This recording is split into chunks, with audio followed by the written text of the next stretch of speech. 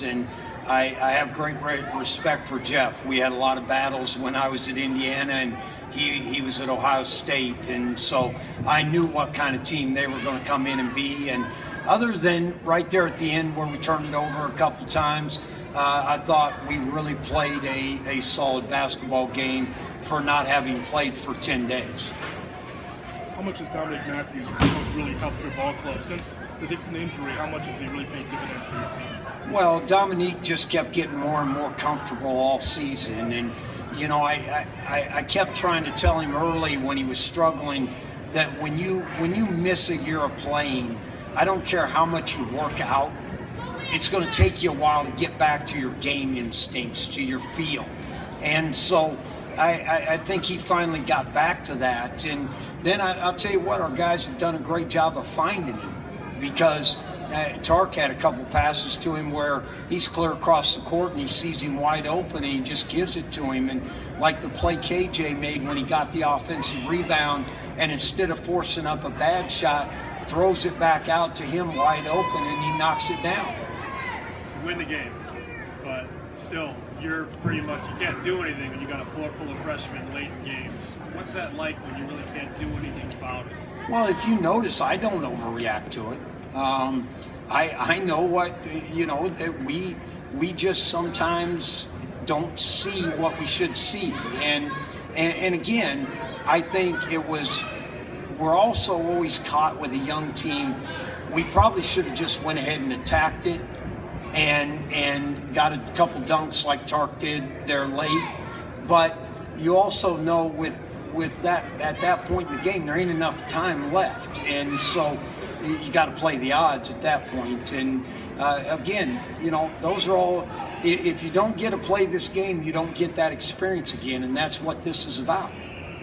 You spoke about playing in a tournament like this. Elaborate, if you can, further just for the underclassmen being able to play an extra game in postseason play.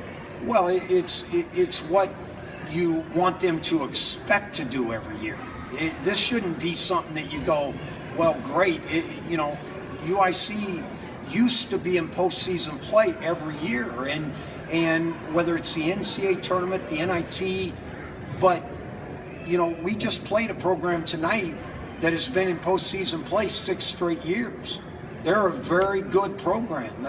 You know, I watched tape on them, and they've built a tradition that this time of year they expect to be playing. That's where we've got to get.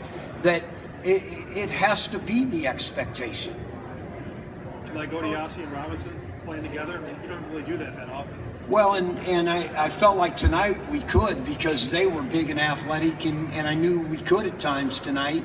And I also knew Ty, we were only going to get so many minutes out of him because he had been sick all day, and I knew he wasn't going to have the energy that he was going to need.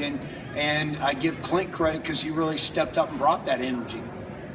What was your message to the team at halftime? Because it seemed like they come out with a really great sense of urgency right off the bat, and they really took it to Stony Brook early in that second half. What exactly did you say to your team during the halftime? Well, I felt like it took the first 20 minutes to just get back to, we haven't played in 10 days. And yet we were guarding really well, and we wanted the game to be fast because, again, I don't think people can watch us on tape and realize how fast we are. And so, you know, I felt like then if we came out and just kept defending, we'd start knocking down more shots, and we did. Anything else for Coach McClain? What are your expectations for George Washington? Well, they're a team that plays in the Atlantic 10. They've won over 20 games.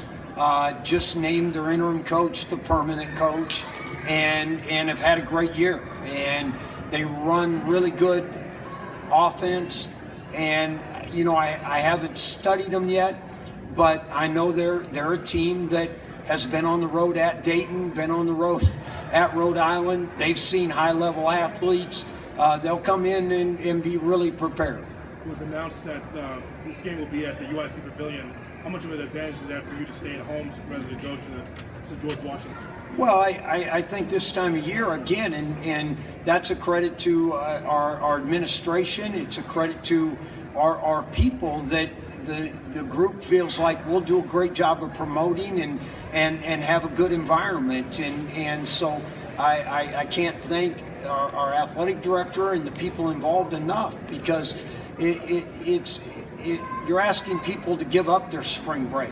I hope there's a time here nobody thinks they'll ever have a spring break. That's what I've been used to. I don't like spring breaks. I don't want to be recruiting right now. I want to be preparing for another game, and that's the culture we've got to create over time here.